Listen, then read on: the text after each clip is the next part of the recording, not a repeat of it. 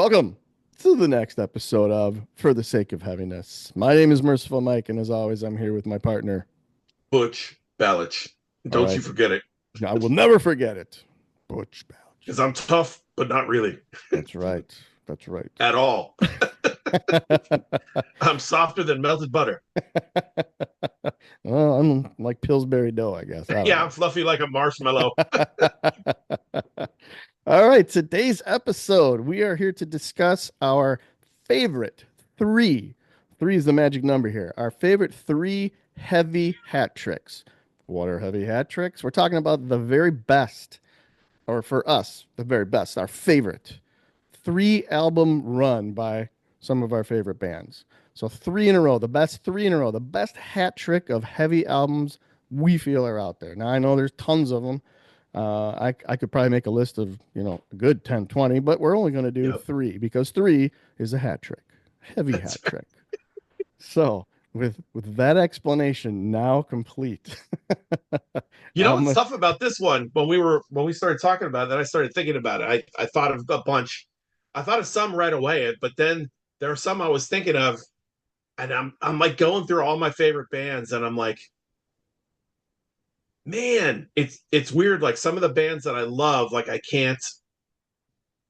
There's always some record that in a lot of times I feel like there's some record that like throws the like there'll be two tens sure, and then there's one that's like but that one there is an eight, yeah, yep, or or like I like that record a lot but I wouldn't say it's like if I were going through my favorite like a like perfect or near perfect. I mean these aren't all perfect but album runs and stuff, there's just like yeah, I never know. I don't know some of them. I don't know where to start and stop. There are a few bands that like there are two that I really love, and then the next one dips. yeah. Then they come back up, and it's like, well, where do you? I didn't know where to put the Yeah, damn where do you go from there?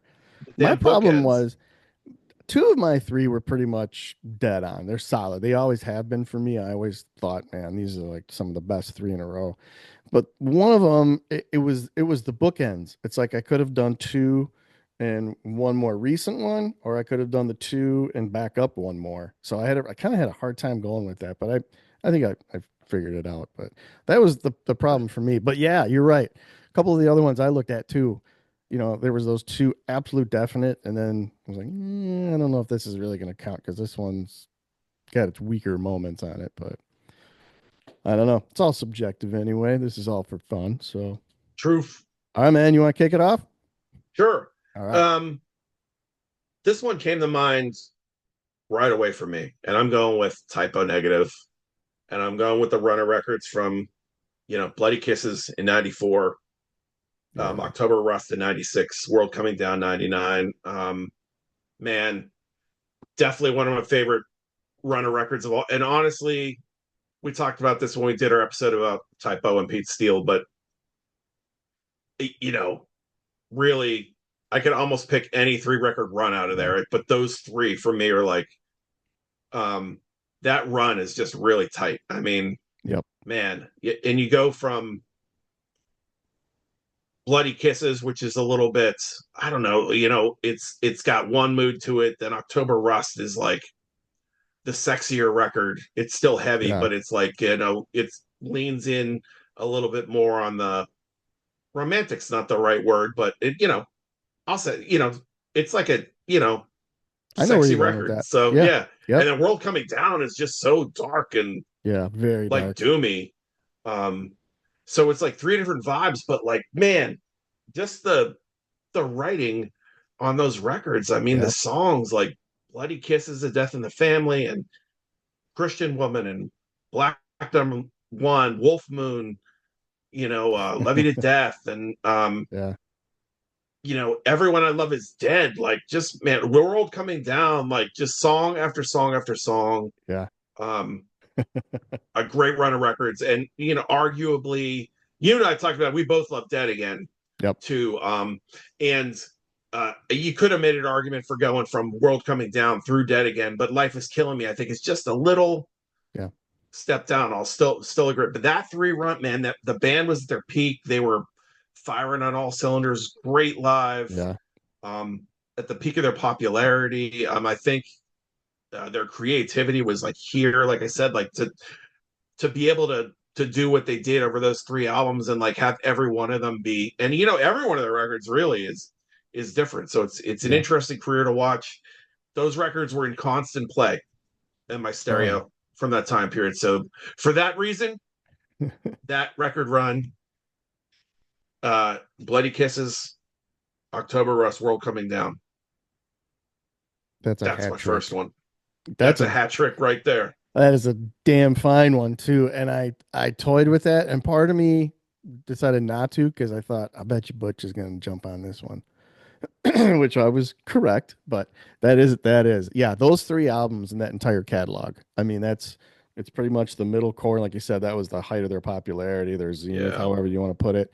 But yeah, each one has its own identifiable characteristics. But man, those three mesh together so good. You could literally sit and listen to all three of those back to back to back, and just it's just one big experience. So Yep. that's a really good pick. Okay, I'm gonna go with my first one here. It's kind of obvious. I know that you and I talked, and I think this might have been on your list someplace too. And like we were saying earlier too, with this particular one, I had the two, but I could have gone either way. I could have gone to the two and then one more recent, or I could have backed up and done a little one that was a little older. So for me, I'm going to go with Judas Priest, and this is specifically the 70s era, but Sin After Sin, Stained Class, Hellbound for Leather. That to me is like just an incredible, superb hat trick. Amazing run. You know, the Sin After Sin, it just, and I love that record so much because Simon Phillips is on drums there, and the guy just fucking destroys, man. But you got the Sinner, you got Starbreaker, Dissident Aggressor.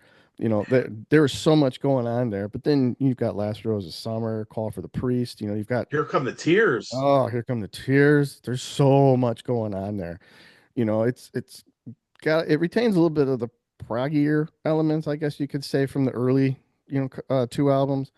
But then you move in to Stained Class, which on any given day, 99% of the time, I will tell you that's my favorite Judas Priest album. You've got the prototype speed metal song Exciter. You can't argue that. One of the greatest so-called, if you want to call it a ballad, fine. If you don't, I get that too. But Beyond the Realms of Death, that tipped in solo, ugh, and then that Godly. outro with KK, oh man, to this day. And Heroes End, I love that song too. I wish more people would talk about that one too. And then Savage. oh, Savage Invaders. Too. I mean, whew, yeah, that's just huge. And then you move on to Hellbent for Leather, which is starting to reveal, not completely, but starting to reveal the direction they're going in. And I think that kind of came to fruition a little bit more on British Steel. That's why I kind of did not pick that one for the Mhm. three run album. But I mean, Delivering the Goods, Running Wild, Hellbent for Leather. How do you argue that? Green Manalishi. Green Metalishi. Yeah. So for me, Judas Priest, those 70s albums, those last three, Sin After Sin, Stained Class, and Hellbent for Leather. Perfection. Nice. Yeah, my bookends on that one would have been I probably actually would have started, I would have gone Sad Wing, Sin After Sin, and Stained Class, but Yeah, it's hard to leave. For me, that run from Sad Wings through Hellbent is like, for if sure. you start talking about four album runs, like Yeah. that's a Yep. definite in there Yeah. like that. I mean, the classics on those records, it's an Undeniable. unbelievable godly run of metal records, and really like the Absolutely. the records that kind of pretty much set the stage for metal as we got to know it in the Yeah. in the 80s. I Yep. mean, where Sabbath, among other bands, but mainly Sabbath, like gave us metal. Priest really like refined it into the, Yeah. honed it down to the, to the 100%. leather and to the steel and all of that. Like, and just Yeah. man, what a great run of records, man. You like you said, you you definitely made a good pick there, and you could have, any of those records Yeah. in the 70s. Whew. Yep. Absolutely. I will make an argument for those too, though, of why I picked those because if you do go into the 80s, it's always like they've got two stellar back to back and then a little bit of a misstep, then two stellar and then a little bit of a misstep, like going from British Steel, and then Point of Entry was, or you could say Scream for Vengeance, Defenders of the Faith, back to back killer albums, and then, well, we all know what people think about Turbo. Yeah, So it's hard to attach any of those beyond as a 3 album run, but yeah, those 70s records, and I'll even throw in, British Steel for sure. But yeah, good stuff. nice, classic. All right, my next one. This is a band that I have loved these guys for a long time. And I'm talking about Grand Magus from Sweden. Yeah, you Jesus. guys, you love these guys. Yeah, and it's interesting because I first got into them like I first heard them around the time of their first record, obviously. I'd heard about them before that, and then it was at a time I was buying like Rise Above had was putting out great stuff, Orange Right. Goblin and Chevy, and so it was just something I was interested in checking out, and I liked those first two records a lot, but they were like uh especially the debut, that Grand Magus debut. It was when I got it, it was like bluesier Hmm. than I was expecting. It's like this blues heavy, bluesy doom record, stoner in some ways too. Hmm. And then Monument was a little bit heavier, but still like in that vein of like the stoner doom, bluesy kind of vibe. And I was totally not expecting when Wolf's Return came out that they went like and just became a full on metal beast. Yeah. Like it was doomy, but they stripped out the that bluesy side of it, and the any stoner side was gone. Like it was like I was like, holy crap! Like from the first from the first time, there was nothing like Kingslayer on Yeah. the first two records. I mean, those are good records. I love them, but man, Wolf Return, Iron Will, and Hammer of the North.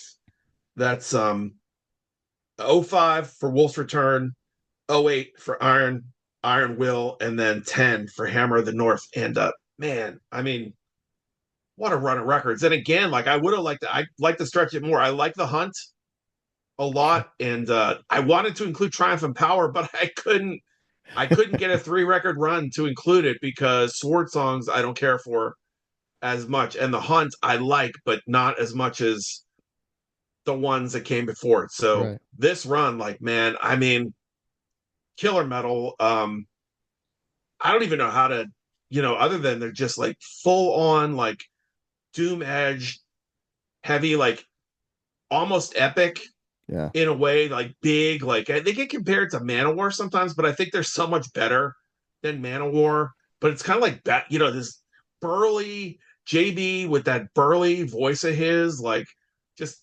battle metal. Yeah. Really, I mean, it's just killer stuff. Great bass player from Fox, and um, I love the writing. I love his voice. There's like song after song. I mean, there's songs on these records like Kingslayer on Wolf Return is phenomenal. Then you got like the Ore Strikes the Water on Iron Will that I think is So one of the good. greatest metal songs of not just on this record but of all time. If Right. I were going to make a comp of the best metal songs starting in 2000, like this would definitely be in the top 5. Yeah.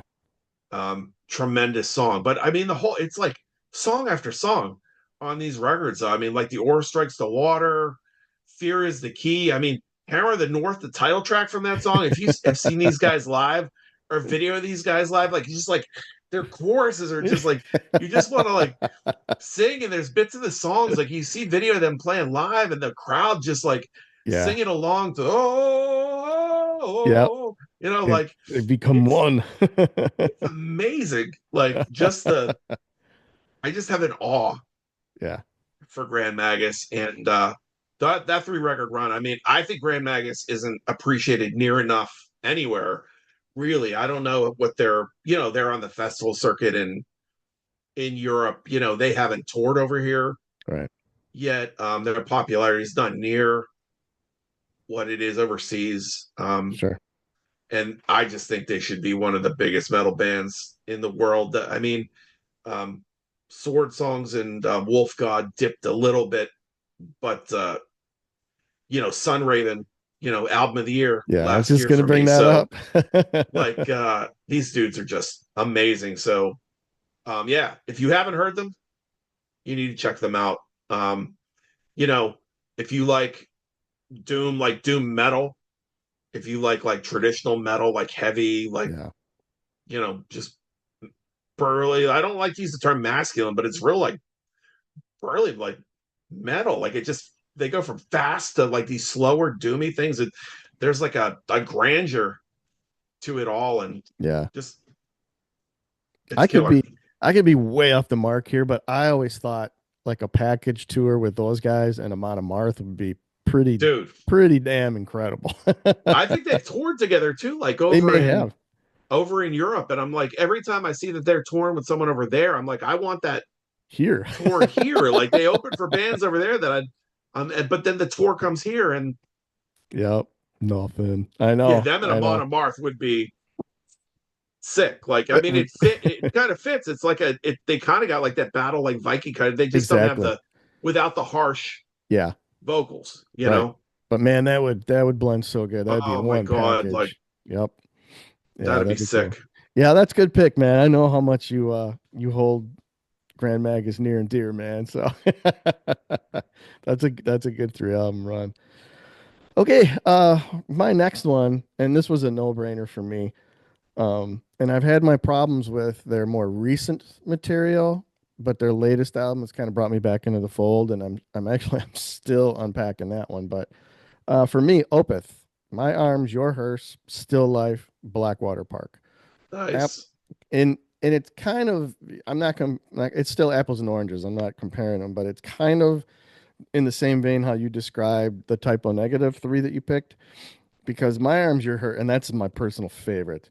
They'd kind of come out of um, Orchid, Morning Rise, and you know expanding a little bit on the death metal genre, even though the clean vocals play a very important role there, and Demon of the Well can't leave that out. Right. But going into Still Life, which was the perfect building block to what I still consider their masterpiece, which was Blackwater Park. I don't think there was none other. I still My Arms Your Hearse still my favorite, but if you listen to Still Life going into Blackwater Park, there's that evolution of that band, and it just barely hints of where they're eventually going to go. And we all know that they turn into like a full blast, prog album. After Blackwater Park, I couldn't stay on board. I think Deliverance came after, and I was kind of like, I'm not sure where we're going here. And then that, you know, completely changed the band into prog. But those three together are some of the best original, unique, creative death metal that bounces in and out of the guttural voice to the clean vocals. And they still have some of the acoustic passageways, but when they go hard, man, Jesus Christ, they go hard. Um, and I've seen Opeth a couple of times during that period. That I did see the Blackwater Park. They actually were opening for Nevermore at a little joint in Milwaukee called the Globe East. And there was probably, and we've talked about this too, where you go to see these bands that eventually play for hundreds of thousands. Yeah. We saw him on that tour opening for Nevermore, and there was, I don't know, 30 people there, Damn. you know, but one of the absolute, and I love Nevermore too. Absolutely love Nevermore. Rest in peace, Warrell Dane.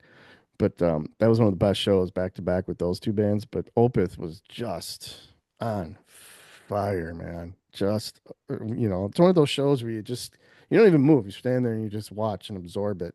And everything they played was like, the whole thing and you're playing it in your head and it's just mesmerizing. So those three albums, every once in a while I try to treat myself to like an afternoon where I play them all together Yeah. just so I can hear them.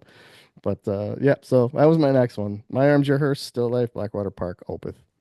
Nice. Yeah, that's a great run, man. I mean, those dudes have done so many good records. I think there's so much, like you said, creativity going on. His um Ackerfeld's ability to go from clean voice to that Yeah, really like guttural death metal seamlessly, voice is seamlessly. yeah. It's And to crazy. do it, like I just saw him live for the first time. I was so glad I finally got to see them on this tour, and it was great that they played like they were doing it pretty much like at this point their songs are long enough to the point where they got to Yeah. do it's like you're getting one song per record. They Yeah. covered most of the bases though, and to watch him do that was like incredible.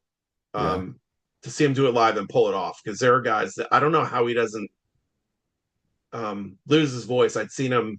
I saw him at my local favorite record store, The Attic, earlier in the day, and he had said he had a little bit of a cold. Um, and then for him to come out, he was just ferocious and a great front man live. So Yeah. just totally like um, I don't know. He just totally like is at ease and like endearing and Yeah. just how he is and funny as hell. We actually got to hang out with those guys a little bit after that show. They came off the stage and did their thing, and then they actually came back and sat at the bar. So my buddy and Pat and I were there. We got to hang out and bullshit with them a little bit, and they were like super friendly dudes. They signed all our CD, you know, inside innards and talked about stuff, and they got pretty fucking wasted though, man. It was pretty funny by the end, man. They were Yeah. to all kinds of crazy shit. So Awesome. yeah, yeah, good stuff. All right, your All number right. three. Man, I got a couple I could go with here, but I'm going to go with because I like to shine a light on some bands that maybe aren't quite as well known. Although it's weird to say that because I always feel like bands that we know, I always feel like are known within, but it's like it's the idea of like outside, Sure. yeah, outside of nerddom. Who knows? So I'm going to go with High Spirits. Oh, there you go. Good one. Man, Chris, Chris Black, Professor Black's. I think it's my favorite project of his. You can make an argument for Dawnbringer too, but I like everything Chris has done that I've heard.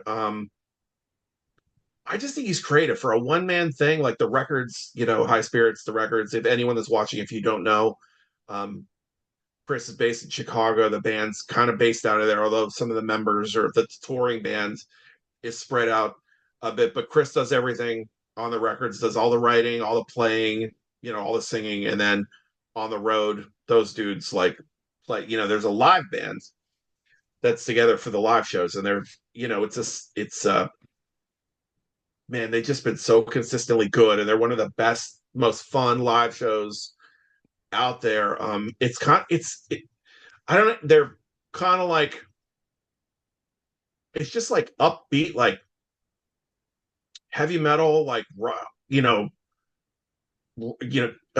commercial is not the right word. Catchy, like super It's catchy, like accessible. Yeah. yeah, high energy melodic metal, like Yep. a lot of good double guitar stuff. Um, up a lot up tempo. A lot of it's like quicker, but it's not like beat you over the head heavy. But it's still definitely, but it's Oh like yeah. yeah, like Mike said, accessible and super catchy. Like, um, uh, you know, if you like everything from like Maiden to the Scorpions Sure. to um stuff like that, like in that wheelhouse. That you could see like, and these guys like go down well with all kind of like fans. I think they're one of the. I'm pretty sure they played. Of course, now I'm going to space on the name of the festival. Legions. Um, Now this is over in Europe. Oh, okay.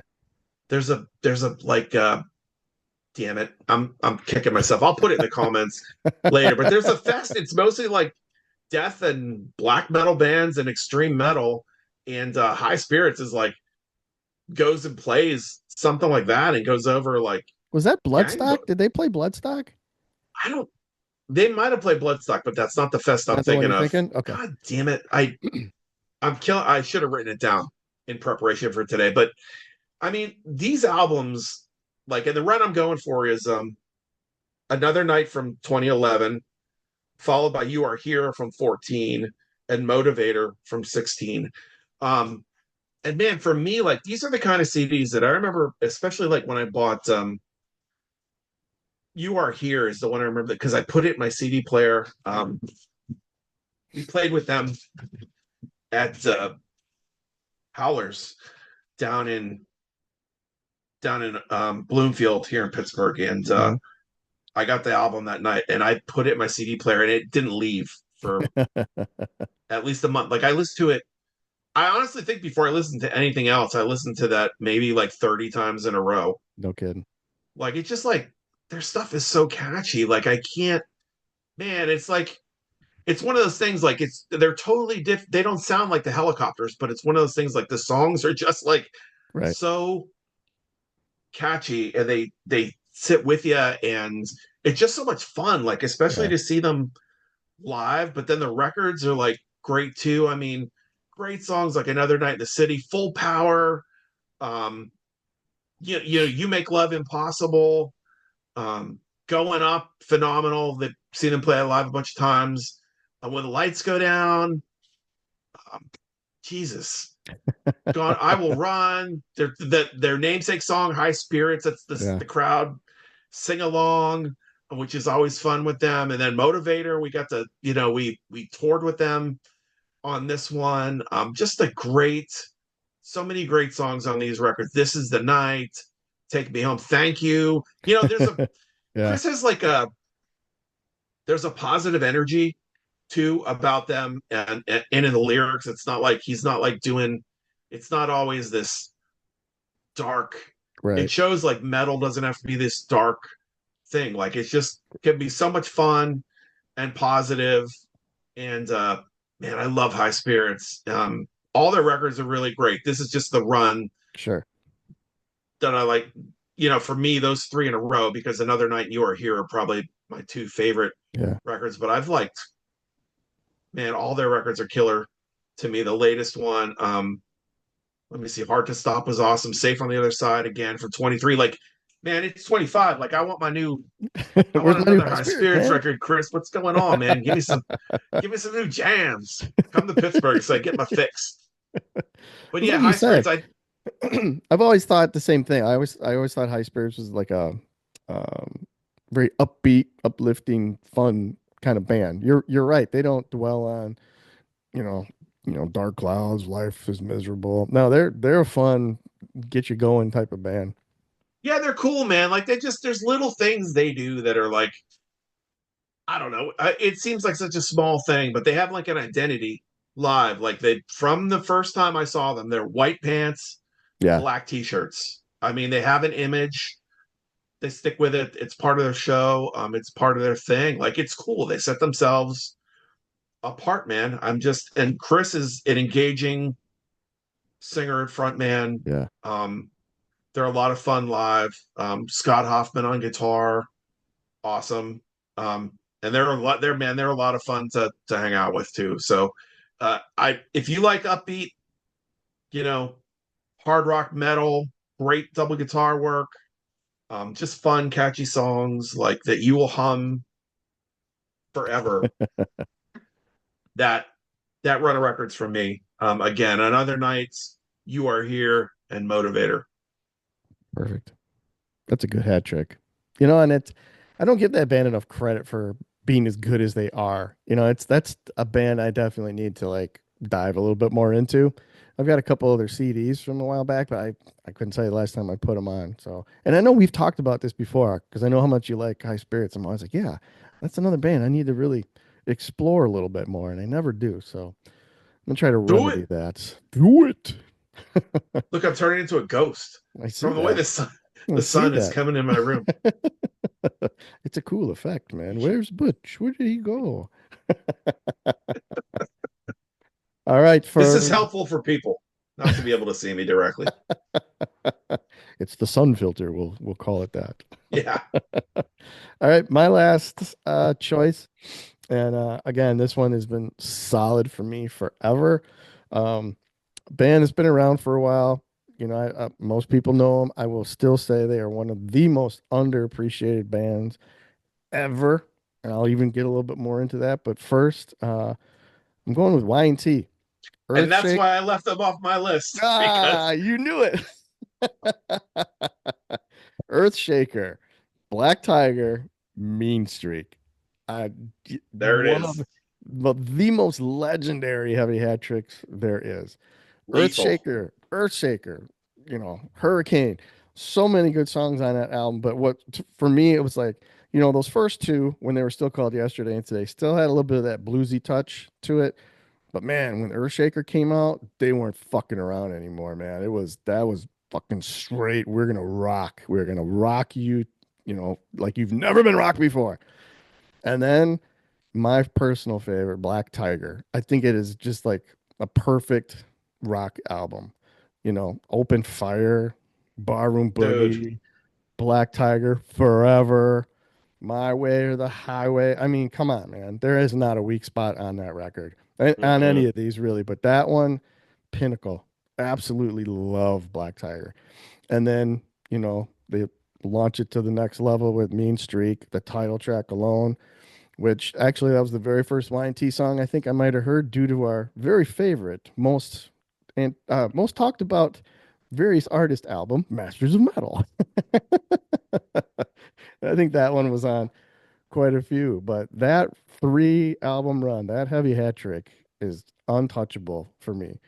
Now, I'm gonna ruffle some feathers here, possibly. I don't know, but the longer that I've listened to Y&T and aged, and with everything else, I'm at a point now where I don't understand why those guys weren't just as fucking big as Van Halen.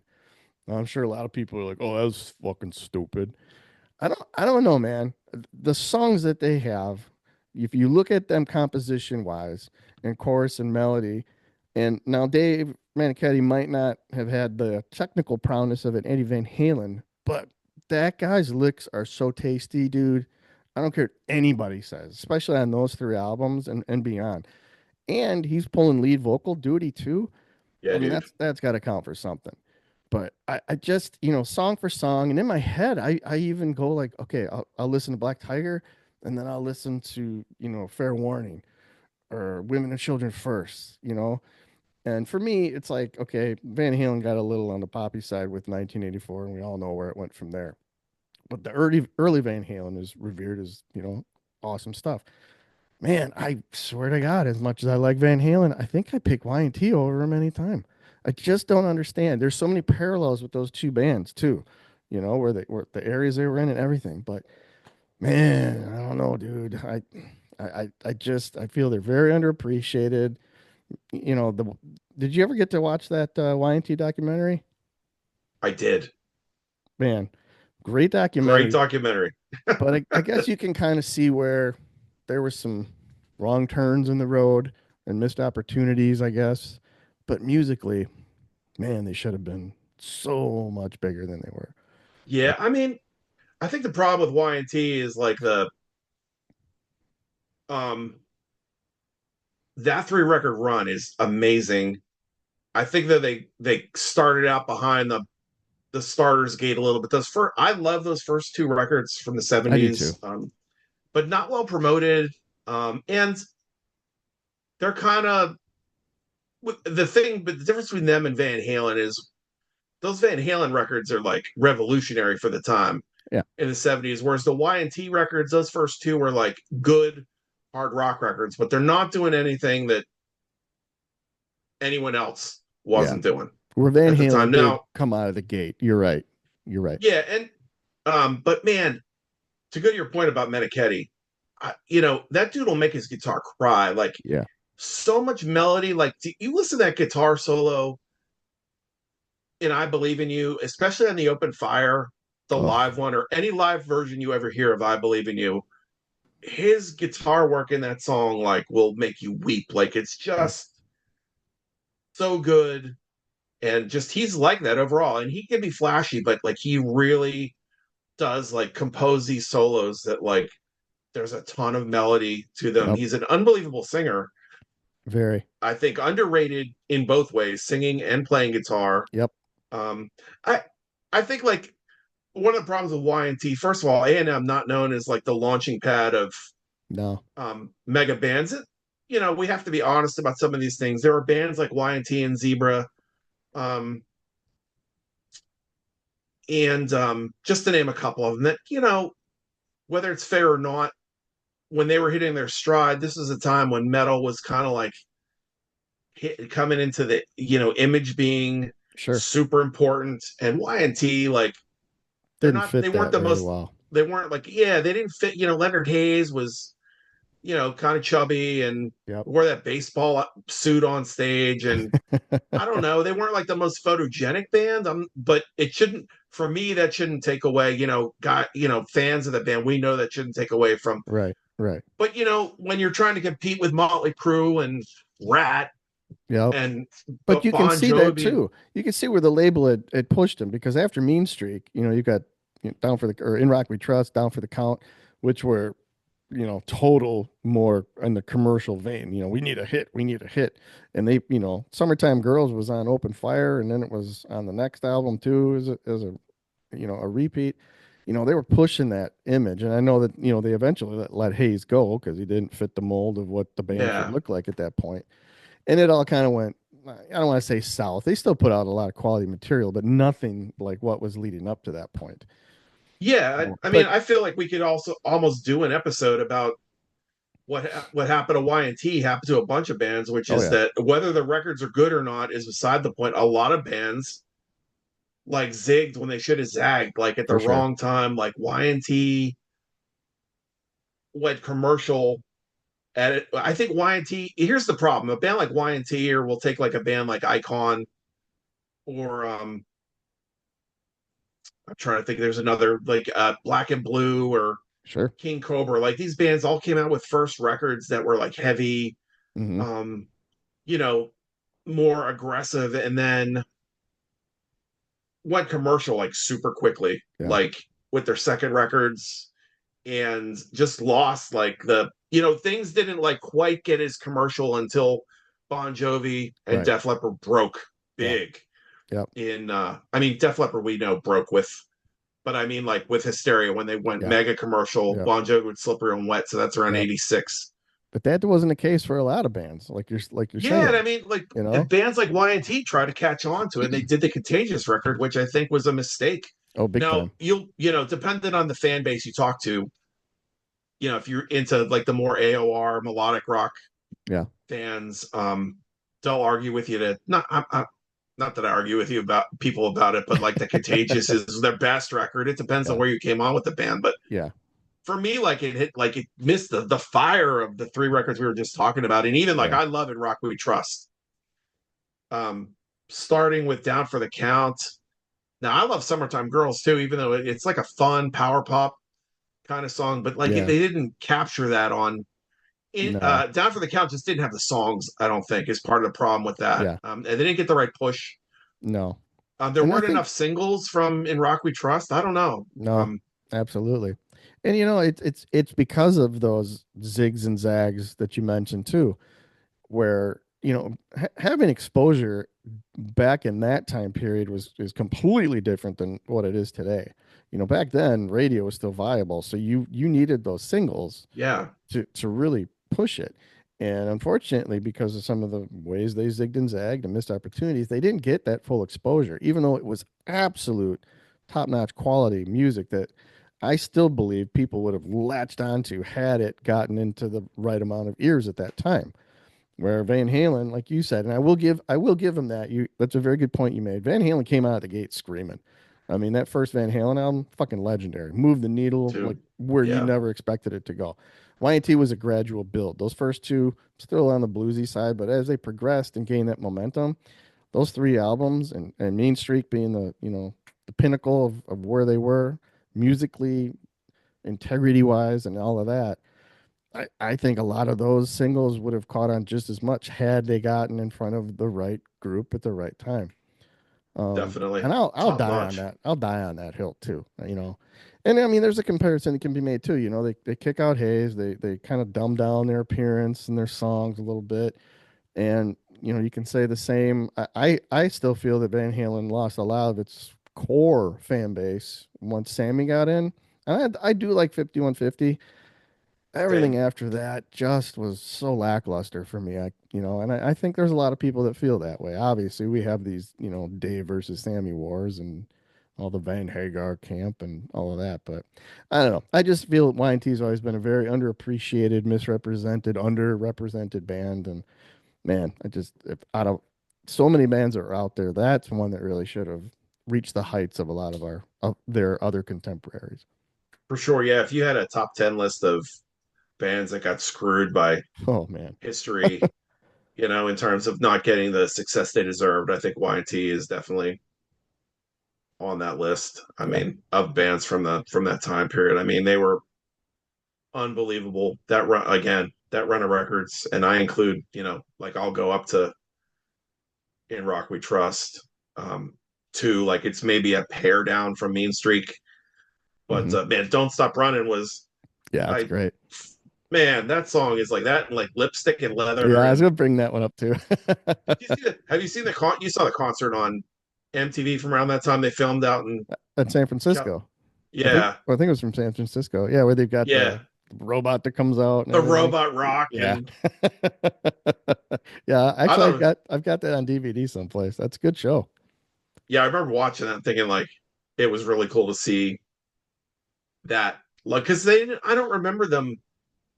They never, like, they're one of those bands for whatever reason never open. They were never opening for anyone at a time when a band was coming through town. Like they, if they were when they toured with Motley Crue, they didn't come to the Allentown or Bethlehem area. Yeah. So I didn't get to see them until it was right after Phil Kennemore died. Yeah. Um, they were playing on they did the tour for Face Melter. They were playing here at the Hard Rock, and man, Dave. By the way, now that's several years ago now, but many years ago now. Actually, that album's wait. We need more music from them too. Yeah. But Dave still sounds phenomenal Amazing. live, and like, dude, that like they're one of those bands too, like that love their fans. Like they don't do any of this pay to meet the band stuff. Like when they were done, Right. Yeah. they like Dave came out and was like signing stuff, and like they were like they have a set list, but at some point people started yelling for stuff, like, and they would just like they didn't have open fire on the set list, and I was so sad because that's like my favorite, and I yelled for it, and they played it, No shit. like, and I was like, oh, now I can like die happy that I saw Y&T play open fire. Like I love I would that have been song. so bummed if I'd left that, and then I didn't get to hear them play that song. But yeah, it was cool. Like there were a couple songs like that that they didn't have like set to play, but then people would yell them, and then Yeah. they so that's cool that a band does. I think he really gives a shit about his fans, and Yeah. the guys that are in the band now are great. It's a shame, rest in peace to Joey Alves and And Leonard. Yeah. Leonard Hayes and Phil Kennemore, Yeah. because they were all, Phil was really colorful Yeah. too. Yep. Um, yeah, but everyone watch that documentary about Y&T. It's great. It'll make you a little bit sad, like Joey Alves and Leonard, like, Leonard had his problems, and so It's it's but sad it that toward the end of it, where they bring them back in, and just how bad a shape they were in. That yeah, was a bitter pill to swallow, seeing them in that kind of shape. But it was cool to see him perform again. You gotta applaud that. for sure. I think it's an essential, whether you know the band or not, Yeah, it's an essential, like it's one of those movies that you should definitely watch. It's yeah, killer music, you know, doc. completely agree. All right, well there you have it. Our favorite heavy hat tricks, our 3 album runs, and of course, we're going to ask you what are your favorite 3. What do you think the best 3 album runs are? What are your heavy hat tricks? And we're going to tell you to put them in the Comments comments. And or after you on our do Facebook that, page. or on the Facebook page, yeah, we got to utilize that a little bit more, I think. I always forget that we've got that. So yeah, look us up on Facebook, like, subscribe, Subscribe. tell us what you think. Enjoy all the episodes that we're doing. Go back up and see what we've done. If you like them, let us know. And we try to be active on the YouTube comments. So anything you happen to pop on there, we'll try to respond to you too. So Yeah, damn right. all right, Butch. I think All right, our head Michael. tricks head tricks are done. They're good. Go ahead. Throw them on the ice. Going on the ice. Hat tricks. Throw 3 into the bullseye. Hat trick. Hanging on the hook. Hanging on the hook. All right. I guess we will see you on the very next episode For the sake of of heaviness. heaviness. One Yeah. day we'll get it right. Who cares?